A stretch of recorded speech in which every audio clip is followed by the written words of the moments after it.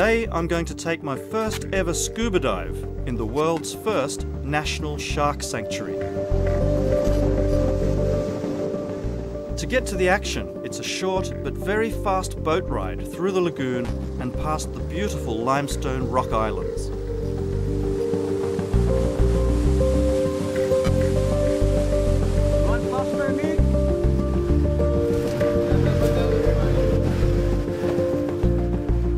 Dermott Keane, a dive shop manager who's been lobbying for a sanctuary for years, can't wait to get in the water. You know, I've worked on this for almost 8 years, and I've had many dives in Palau and many dives with sharks, but this is going to be my very first dive in the new sanctuary that was declared by President Toribiong. There's even a chance we may see a marlin swimming by on the surface. My instructor, Jim Wilkie, is also coming along to make sure I'm okay. So Dave, when we hit the water, I'll try to get in just as quick as you. We're going to keep the wall on the right and the sharks on the left. Any questions, comments, concerns? No chance of me getting eaten here? Well, Dave, if it would be the first time it's ever happened in Palau. We put hundreds of thousand divers in the water on a yearly basis, and has not one time anyone been eaten by a shark. But you could be the first. Okay, guys, let's go diving. Okay, all good, all good. Tuck that in there. That out.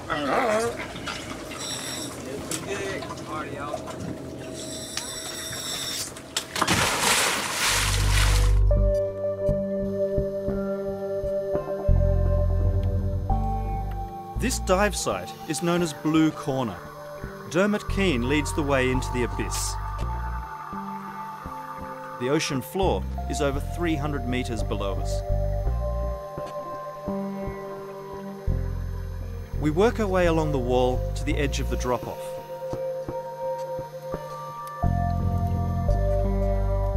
Palauan diving is famous for the coral hook, which allows you to hang suspended in the upsurging current.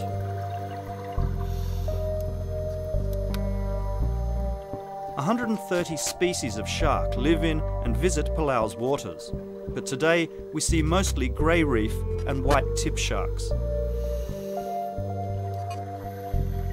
Although there have been no formal studies on Palau's shark population, Dermott Keane is convinced the numbers are falling. You know, the frequency of seeing some of the other sharks, oceanic white tips, silkies, threshers, some of the other sharks that tend to be, you know, more offshore, that's definitely diminished over the years. And it's no wonder. These photos show just a fraction of the total number of sharks caught illegally in Palau, part of an estimated 100 million sharks killed worldwide each year. Amidst the carnage, Palau's president, Johnson Toribiong, came up with a plan and took it to the United Nations. The physical strength and beauty of sharks are a natural barometer for the health of our oceans. Therefore, I declare today that Palau will become the world's first national shark sanctuary, ending all commercial shark fishing in our waters and giving a sanctuary for sharks to live and reproduce unmolested in our 2,000 plus square miles of ocean. We call upon all nations to join us. But not every country feels as generous towards these magnificent creatures. As the middle class in neighbouring Asia grows, so does demand for shark fin soup, a symbol of status and wealth. Palau's president has first-hand experience of the role the famous dish plays, from his time as ambassador to Taiwan. If you're a guest of honor, they give you a bowl of shark fin soup, which I enjoyed. What will you say to your hosts the next time you're in Taiwan and they offer you a bowl of shark fin soup? I will tell them, excuse me, I became the champion of the preservation of sharks, and I have taken a vow not to eat any piece of shark or even to enjoy a bowl of shark fin soup. Thank you very much. Let's have a bowl of chicken soup. Declaring Palau's waters a shark sanctuary is one thing, actually enforcing it another. Their one patrol boat is meant to cover 600,000 square kilometres of ocean, an area larger than France. Palau's representative at the United Nations, Stuart Beck, knows it's an enormous challenge. The ways and means are yet to be determined. We have problems with surveillance, problems with the capacity to arrest. Palau is a hot spot for piracy, and it's very difficult to operate under these circumstances, but somebody has to show the way. How do they say it? A journey of 1,000 miles begins with a single step. I join the President as he drops in on the patrol boat, which was donated by the Australian government. Is this the first time you've been on board? Yes, my very first time on this patrol boat. So I'm with Captain Albert, who is an Australian trained pilot. Palau's Marine Police are trained in Launceston. In Tasmania, that's way down south, right? Yeah. Unfortunately, patrols are rare, apparently because the government can't afford the fuel. To protect the waters, we're going to initiate or launch a more aggressive surveillance program in Palau. But that needs resources, so we're going to work to find money to support our shark sanctuary. Without the resources to properly patrol Palau's waters, the policing is mostly land-based. Inspection of the pool. Inspection? Today, the authorities are checking returning boats for evidence of shark fishing. But I'm told these searches don't happen frequently enough to properly monitor illegal activities.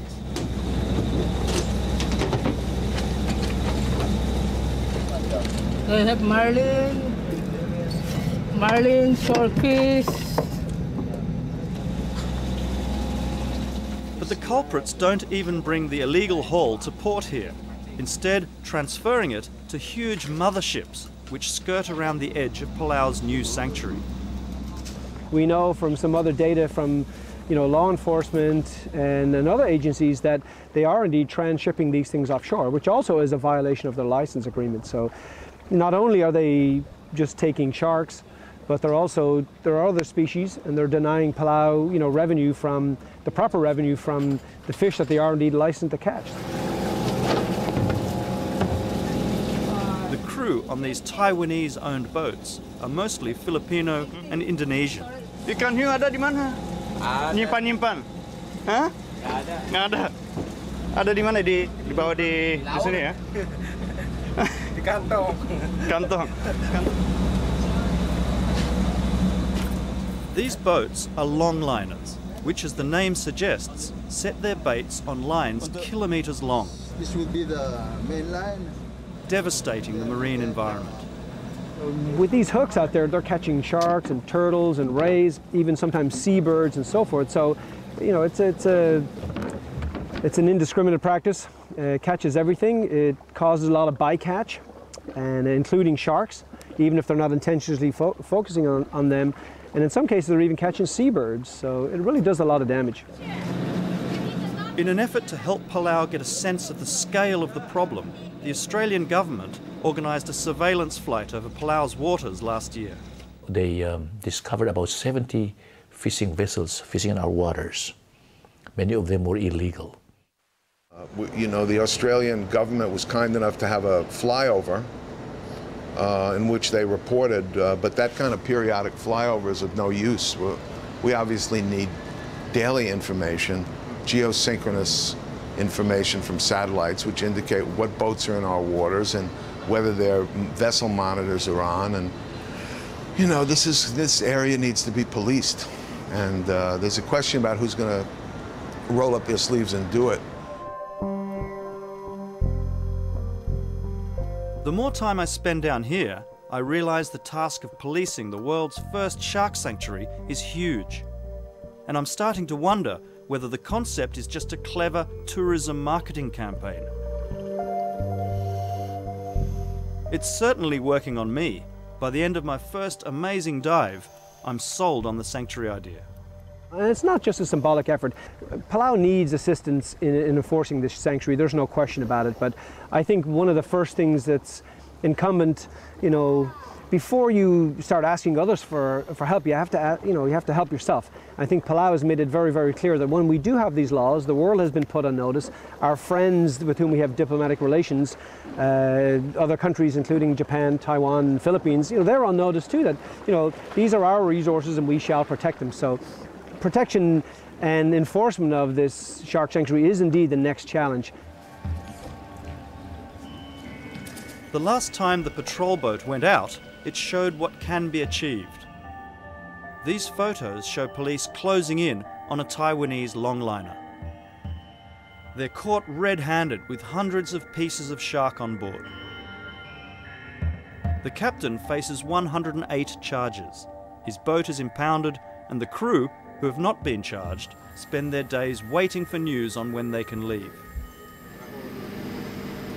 Kita cuma kerja, Pak. Nggak ada omongan dari majikan bahwa ini negara Palau, lautan Palau. Kita nggak ada omongan kayak gitu.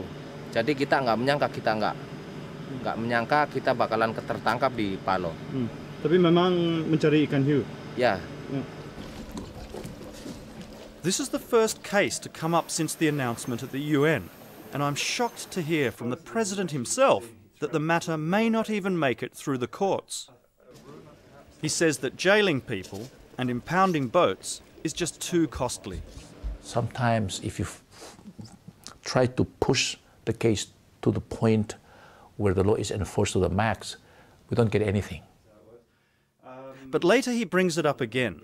He seems concerned that I've raised the matter with him.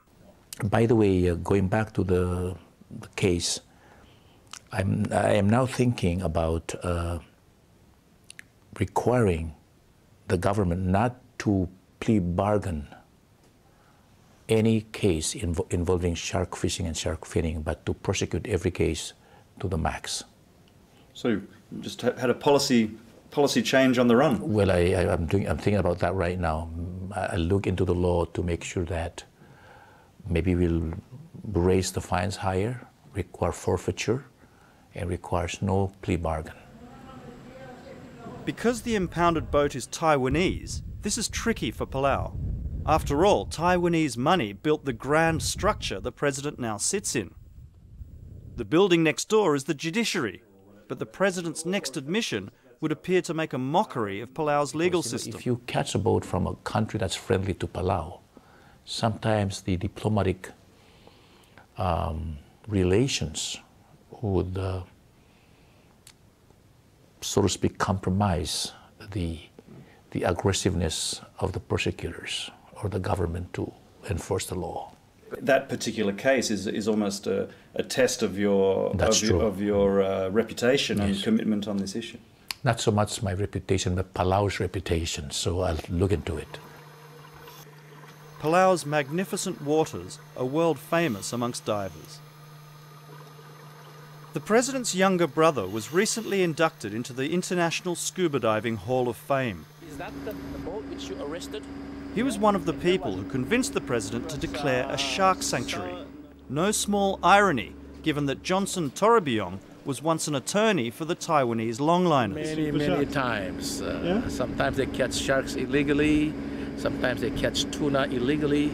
So it's a remarkable transformation for a man who used to defend the interests of the shark fishermen to somebody who's made the complete turnaround, as you have. Yes, it really makes no difference to me, because when I was a defense attorney, I took an oath to defend my clients to the best of my ability. Now that I'm the President, I represent all of the people of Palau, and I have an obligation to protect and preserve our resources. So I approach my job with the same zeal and vigor. For the sake of future generations, let's hope he's successful. Shark preservation is now well and truly on the curriculum, featuring Finny the shark. Save the sharks! Save the shark! Save Finny! Save Finny! Have you ever eaten shark? Yes. Yes. It's very good. Is it? Yeah. Will you still be eating shark? No. 1,